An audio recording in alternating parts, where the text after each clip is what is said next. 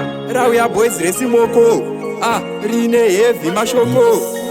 aukaricha again wachanona wana name ndiwe watora moyo wangu andikutsikirire kungewo shangu ndichakutete nakungewo nzungu bebi wangu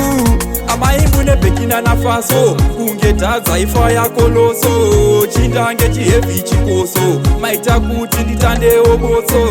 amai mune Burkina Faso kunge tadza ifa yako loso chindange chihevi chikoso maita kuti nditandewo botso ndaida kuti uite stando zangu then you over wati take my hand toenda hedu kumafuro manyoro tonotamba kutamba chisveru kuno ungatorwe $9 ndozviziva madhonza muresi vakataura newe savatsikitsire fesi batini avo kandasetawo pesi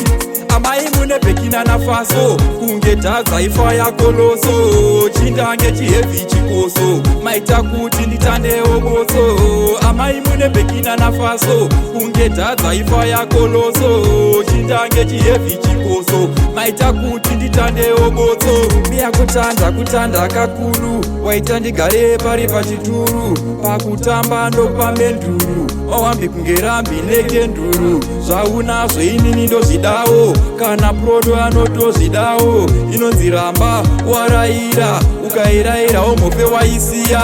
amai mune Burkina Faso kunge tadza ifa yako loso chindange chihevi chikoso maita kuti nditandewo botso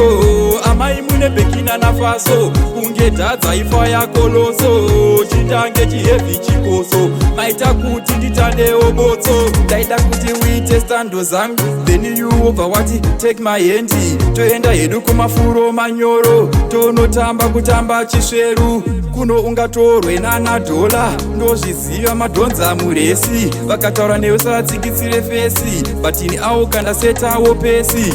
amai mune Burkina Faso kunge tadza ifa yako loso chindange chihevi chikoso maita kuti nditandewo botso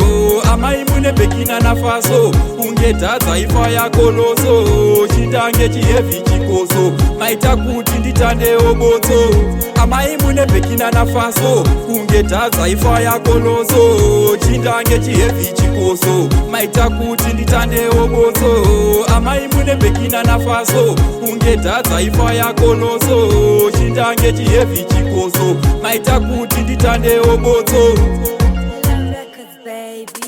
amai mune Burkina Faso kunge tadza ifa yako loso chindange chihevi chikoso maita kuti nditandewo botso